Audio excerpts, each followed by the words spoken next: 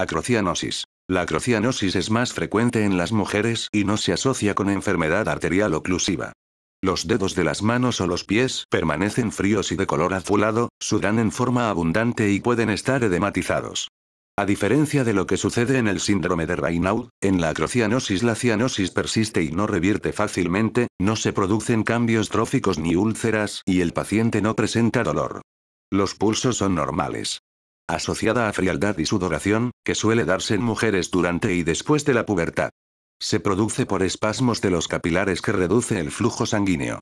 Suele ir acompañada de anomalías en la menstruación. Pertenece a la tercera etapa embrionaria según la medicina germánica que indica un conflicto de desvalorización con tonalidad sexual.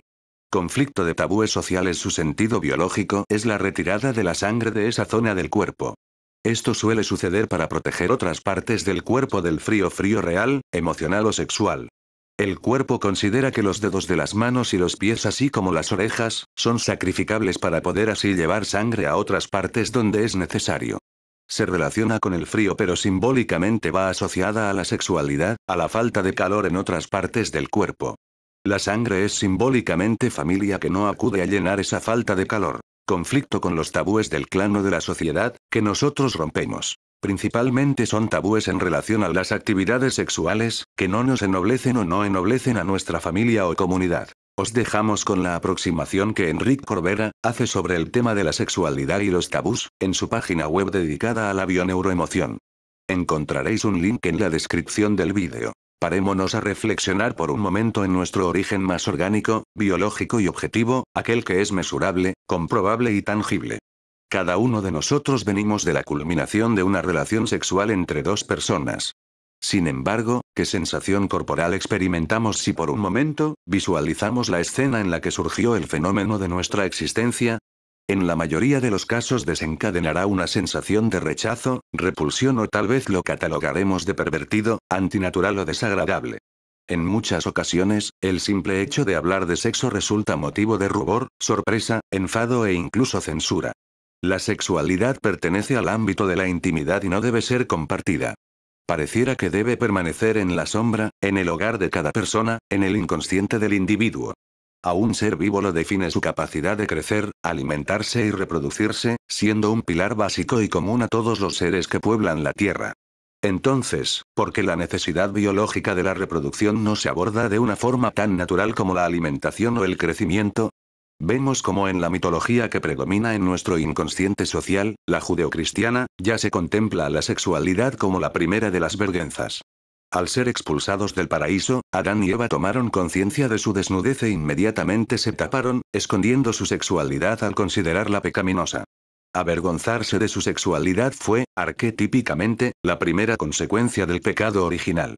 Es fácil intuir el simbolismo de este acto reflejo en la sociedad donde habitamos. Al mismo tiempo, estar desnudos, uno frente a otro, sin culpabilidad, sin vergüenza, es una forma de volver a nuestra naturaleza más original, visitar aquel paraíso del que nos convencieron que fuimos expulsados. Todos conocemos creencias limitantes acerca de la sexualidad, solo puede ser disfrutada cuando se acompaña de amor, tan solo debe usarse como medio para reproducirnos, quien lo hace mucho es tal cosa, quien lo hace poco es tal otra cosa. No hace tantos años que en los colegios advertían a los niños que, si se masturbaban, podrían quedarse ciegos, les saldrían pelos en las manos o incluso ofenderían al mismo Dios. No podemos pasar por alto que todas estas directrices forman parte del esqueleto ético de nuestra sociedad y que, como tal, podemos verlas reflejadas en multitud de comportamientos a nivel educativo, social e incluso político o legal. A raíz de esta reflexión, surgen varios interrogantes. ¿Por qué ha sido tan importante reprimir esta faceta humana en la sociedad en la que vivimos? ¿Qué encierra la sexualidad que la hace tan presente, tan poderosa y tan temida al mismo tiempo? El desarrollo de la sexualidad adulta se produce en la adolescencia al mismo tiempo que la diferenciación del individuo con respecto al clan. Podríamos inferir entonces que la sexualidad está asociada con el proceso de individuación de la persona. Por lo tanto, el desarrollo sexual está íntimamente ligado con el crecimiento y desarrollo afectivo y social. Además, es el proceso alquímico humano por antonomasia, el medio por el cual dos se hacen uno, la dualidad confluyendo en la unidad. Es por ello que la sexualidad recoge nuestro más genuino instinto biológico de supervivencia y, por otra parte, nuestra más pura aspiración espiritual de trascendencia. Cuanto más represión, más juicios se emplean, es fácil identificar cómo compensamos nuestra represión con el mecanismo proyectivo de la sombra. Como, en muchas ocasiones, los que se definen desde el puritanismo más absoluto, son los que más critican las conductas sexuales de los demás y, al mismo tiempo, los que más sienten que deben esconder. Esta tremenda represión alimenta dos polaridades. Por un lado, vivimos en una sociedad que expresa una sexualidad cada vez más artificial, en la que la industria pornográfica es una de las más poderosas del mundo y, al mismo tiempo, una de las sociedades más punitivas y con mayor juicio hacia el sexo, en la que, paradójicamente, merecen menos censura actos de violencia extrema que la simple exposición de un pecho. Para ilustrar esta desproporción, podemos comprobar que, en muchos lugares, es incluso delito dar de mamar a un bebé en un lugar público. Hasta ese punto hacemos tabú lo natural y se censura la naturaleza más inmaculada. Es precisamente esta falta de integración de la sexualidad la que se manifiesta en la hipersexualización, que sería la polaridad opuesta de la castidad, ambas conductas excesivas pero con un mismo hilo conductor. El tabú propicia la educación sexual deficiente, la cual lleva a un porcentaje muy elevado de embarazos no deseados, abusos e incluso Este mismo tabú hace que, cuando alguien manifiesta disfunciones de carácter sexual, sea más complicado expresarlo o compartirlo y, por ende, superarlo.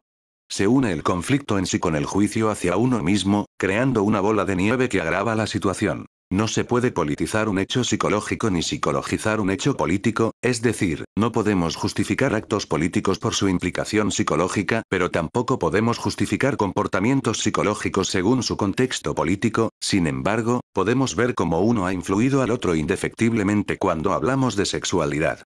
Foucault exponía en su Historia de la sexualidad cómo a través de la misma se había establecido incluso una jerarquía social en la que habían personas más o menos adecuadas según su orientación sexual, sus gustos, sus filias, en definitiva, categorizando la valía de una persona u otra dependiendo de sus hábitos sexuales. Se castiga y se estigmatiza el mundo del sexo, provocando consecuentemente que se generen mafias que lo controlen desde la sombra y que, lo que podría ser un servicio regulado más, pase a ser un nido de violencia, inseguridad y crueldad. Precisamente, todas estas cualidades han hecho de la sexualidad una reserva de nuestra sombra.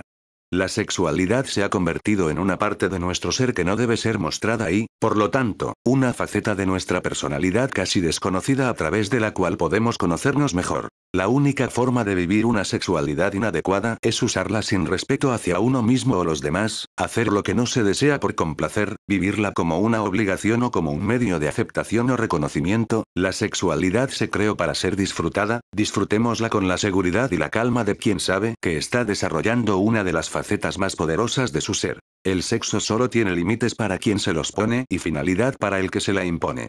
Valerie Tasso. Si te ha gustado este vídeo y quieres hacer una pequeña donación, encontrarás un enlace en la descripción del vídeo. Gracias.